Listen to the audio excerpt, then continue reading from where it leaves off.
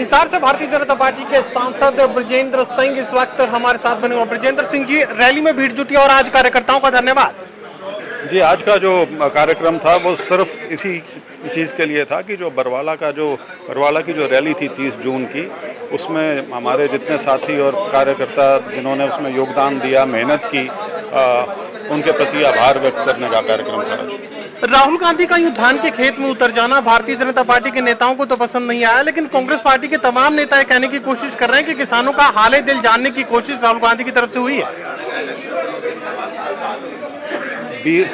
जीरी का सीजन है तो बुआई चल रही है, मानसून अच्छा आया हुआ है और उनका हरियाणा में स्वागत है। वो वहाँ पे थोड़ा सा खेती का क्या बोलूं, अनुभव उन्होंने लिया, बड़ी अच्छी बात। किसानों का हाले दिल जानने के लिए ब्रजेंद्र सिंह भी क्या धान के खेत में उतर सकते हैं? मेरे को किसी चीज़ को ज़बरदस्ती शोबाजी करना कभी पसंद नहीं है। जैसे आजकल एक प्रथा चली हुई है, कहीं पानी भर गया तो नेता जाके अपनी पैंट ऊपर करके वहाँ पानी में खड़े हो जाते हैं। अरे पानी में खड़े हो गए, कोई उस पानी का निदान थोड़ी होगा, उसके लिए तो काम करना है। तो अलग अलग तरीका होता है लोगों का। मैं इस चीज़ में ज़्यादा विश्वास नहीं रखता कि इस तरह का दिखावा किया जाए। आप ही की पार्टी के वरिष्ठ नेता हैं कुलदीप बिश्नोई, सह प्रभारी राजस्थान का उन्हें बना दिया गया है। अब वो ये कह रहे हैं कि हिसार लोकसभा ही वो चुनाव लड़ना चाहते हैं, उनकी पहली पसंद तो हिसार ही है। आपके लिए थोड़ी मुश्किल हो सकती है? नहीं, सिर्फ कुलदीप जी नहीं, हो सकता है और भी बहुत लोग ये मंशा रखते हों, ये इच्छा रखते हों कि हिसार से चुनाव लड़ें।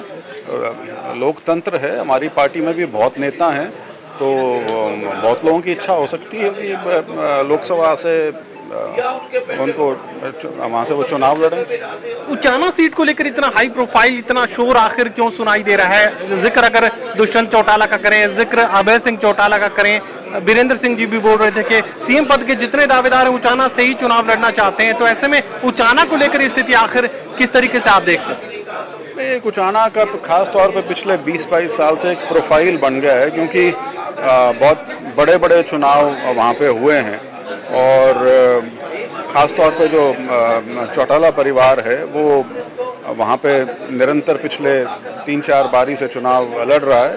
तो आपके उचाना से भी कई सीएम बनने के उनको लगता है कि यहाँ पे उनको संभावना है, तो शायद इसलिए आते हैं। लेकिन सारी बात ये है कि उचाना और जींद ज़िला जो है वो हरियाणा की एक राजनीतिक धुरी के हिसाब से उसकी एक पहचान बनी है।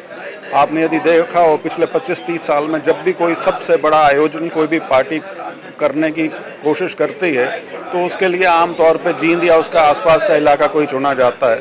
तो उचाना क्योंकि बिल्कुल उसका गढ़ है, तो इस वजह से एक उसका प्रोफाइल जो है वो जिसको आप पत्रकारिता की भाषा में क्या बोलते हैं उसको, VIP सीट या उस टाइप की संज्ञा जो देते हैं, हाई प्रोफाइल सीट वो बन गई है वहाँ पे।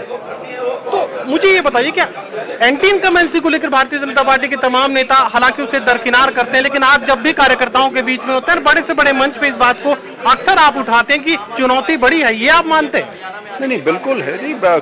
कोई भी सरकार जब अपनी दूसरी टर्म के अंत तक आ जाती है तो 9 साल का जो वक्फा होता है, समय होता है, उसमें बहुत काम होते हैं, बहुत उपलब्धियां होती हैं पार्टी की और सरकार की। लेकिन कुछ वर्ग या कुछ लोग ऐसे भी होते हैं जिनकी अपेक्षाएं पूरी नहीं हुई होती, तो वो उसको उजागर करने की कोशिश करते हैं।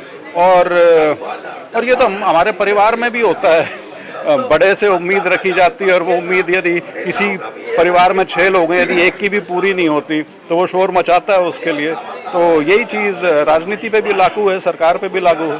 इंटरनेशनल एयरपोर्ट हिसार में नहीं बन रहा है, ये आपने संसद में सवाल उठाकर क्लियर कर दिया था, लेकिन रेल कनेक्टिविटी का भी यहाँ पर जिक्र सामने आ रहा है। दिल्ली से हिसार और 1.5 घंटे के भीतर ये सफर तय हो सके। बतौर सांसद आप किस तरह की भूमिका अदा कर रहे हैं? देखिए, ऐसा है, हिसार का जो एयरपोर्ट है उसमें मेरा सवाल सिर्फ ये था कि ये इंटरनेशनल एयरपोर्ट कब तक तैयार हो जाएगा।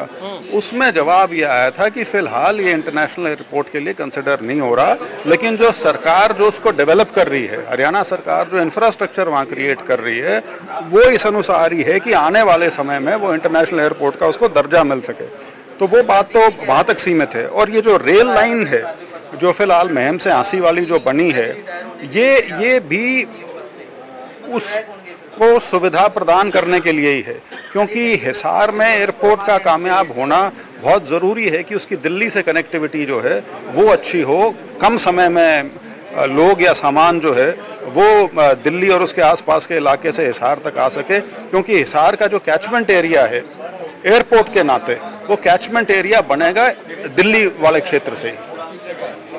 चलिए, साफ तौर से सांसद ये कहने की कोशिश कर रहे हैं कि हिसार में इंटरनेशनल एयरपोर्ट आने वाले वक्त में बनाया जा सकता है। हरियाणा की सरकार पूरी ताकत इस एयरपोर्ट को डेवलप करने में लगाए हुए है और साफ ये बात करें कि 10 साल के अंतराल के बाद जनता की उम्मीदों पर खरा उतरना बेहद मुश्किल हो जाता है। तो ऐसे में यही वजह है कि वो अगले चुनाव को चुनौतीपूर्ण मानते नजर आ रहे हैं। सहयोगी कमल के साथ doctor Mahesh Kumar, total news Hisar.